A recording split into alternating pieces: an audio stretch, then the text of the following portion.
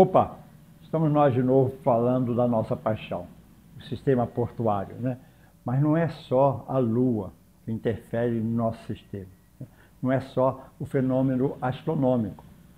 Temos o meteorológico também, que somado às vezes ao astronômico, pode inclusive prejudicar mais ainda ou até beneficiar também o porto.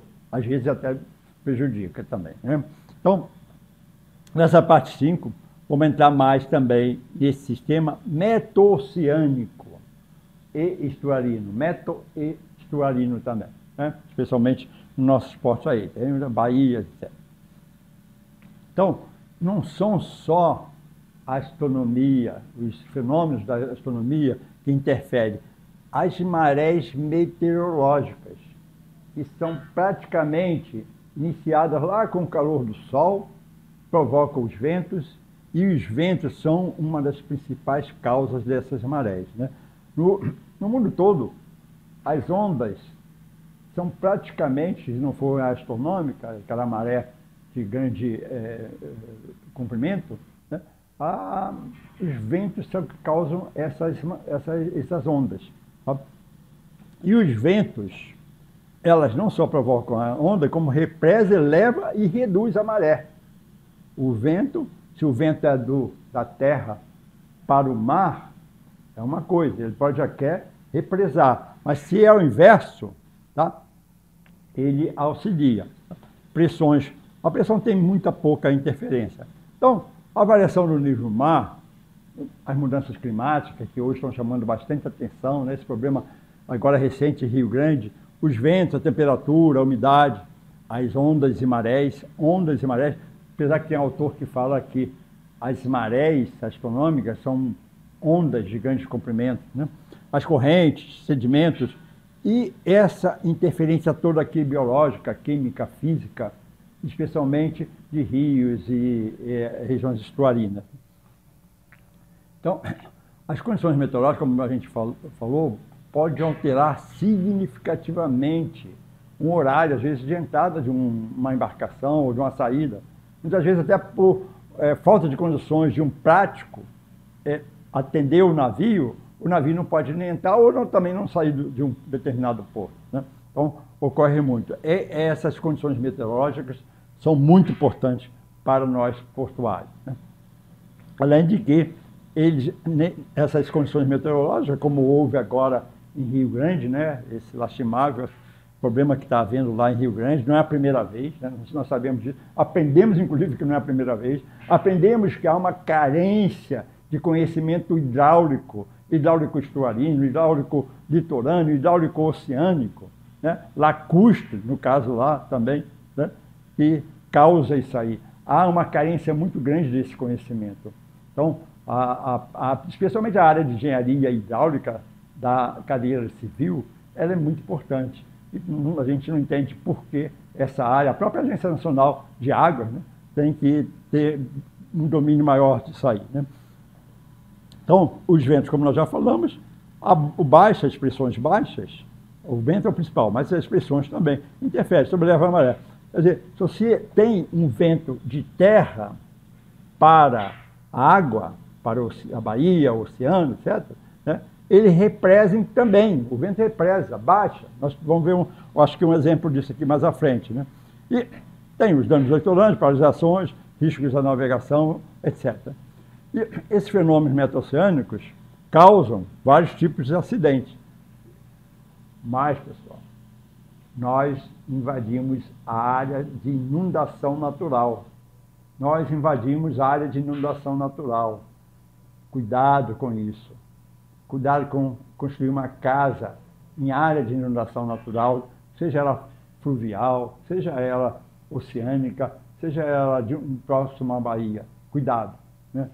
Consulte sempre alguém especialista na área de hidráulica, especialmente, e também da área oceânica, por exemplo, o Instituto de Oceanografia, né, que eles conhecem isso. Então, uma própria embarcação lançada ali. Então, as ondas, o clima de ondas, né, o seu ritmo, a sua velocidade, o seu curso, tá, ele é um dos fenômenos mais importantes para as construções costeiras. E essas ondas, normalmente, elas perdem energia quando estão chegando próximo ao litoral. Inclusive, nós vamos ver que a onda, quando ela começa a arrebentar, já não é mais onda, tá? Mas ela detém ali uma energia de massa que invade essa área. E como é que forma essa onda? Essa onda vem, muitas vezes, do lado de fundo, né? O nível de repouso, em que aqui está o fundo, chega aproximando de um litoral. Quando chega um determinado momento, a onda começa a esbarrar aqui. Aí a crista, nesse momento, avança, porque tu passa a ter maior velocidade. Ora, o que acontece? Tem a chamada onda, que não é a onda mais do surfista, ou a onda deslizante, né? De uma pranchinha comum de pegar um jacaré. Legal isso aqui, né?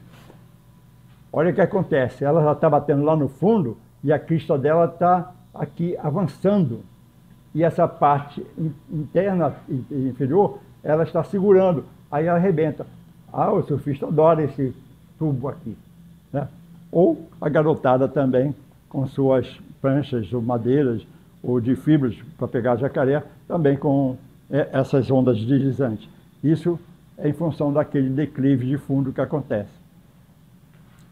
Um outro fenômeno, quando a onda arrebenta aqui, a onda, ela acabou a onda, né? Ela perdeu a característica de energia, aqui já não é mais aquela onda, mas o que acontece? Ela bate aqui e ressuspende material. No momento que ela ressuspende, tem água aqui retornando. É o transporte litorâneo, de sedimentos. Então vai transportar esse sedimento, vai tirar dali e levar para algum lugar, né? O transporte de sedimentos litorâneos, isso que nós acabamos de falar, e também essa erosão e erosionamento, as fontes fluviais e oceânicas, né? Estuarinas, oceânicas, etc. Né? O que acontece nisso aqui tudo? Ora, no levantamento, uma pesquisa realizada aqui entre 2012 e 2016, se verificou aqui num tipo de um canal de navegação, o que estava acontecendo em termos de erosão. Nós temos a erosão mecânica, né, provocada por dragas, e temos a erosão também natural, provocada pelas correntes que transportam esses sedimentos. Então ele arranca sedimentos, tá? Ou deposita sedimentos, dependendo do local. Essa é uma pesquisa muito importante para que o esporte esteja sempre a par acompanhando. Né? E esse sedimento, muitas vezes, é aproveitado, inclusive, o sedimento da dragagem. A expansão do Porto do Havre, na França, na área do Atlântico da França, né? Ele fez aqui um aterro com a material de dragagem, o material que serve para isso. Nem todo material serve, né? Um outro fenômeno também que a gente tem que estudar sempre, o Brasil é muito pobre nisso aqui, é a chamada lama fluida, o fundo náutico. Porque nós temos, por uma medida aqui, por normas, a medição da profundidade para um calado de uma embarcação. Isto é importante porque nós temos aqui uma lama fluida que permite que esse navio, que essa embarcação, qualquer que seja, possa usar essa parte da lama fluida pelas características de resistência dela, pela baixa característica, né? Pelos métodos de determinações, quer dizer, uma série de outros detalhes em que a gente, muitas vezes, pode reduzir, inclusive, a dragagem. Isto é um bom negócio para as administrações portuárias, porque reduz dispêndios, né, dos gastos. Outros componentes desse subsistema são o tipo desse sistema, né, como é que ele funciona, né, desde lá, de uma montante até aqui a parte, no caso do Brasil, oceânico. Então, aqui nós temos, por exemplo, um exemplo figurado do oceano, né, e que tem uma contribuição aqui fluvial, né? O baixo estuário e o superior, com pouca sujeição à maré, né? Uma parte de mais sujeição, e o salinidade dominante. Então, como é que isto acontece, né? Aqui, daqui para cá, numa pré-mar, a água salgada, que é mais pesada, ela está entrando aqui por baixo desse sistema estuarino. E a água fluvial, que é um pouco mais doce, está saindo aqui por cima. Toda essa água contém material biológico, químico, etc., né? Então, como acontece essa intrusão salina. Tá? Então, essa parte aquaviária, nós já exploramos as partes principais e agora vamos para a próxima parte dessa aula sobre o sistema.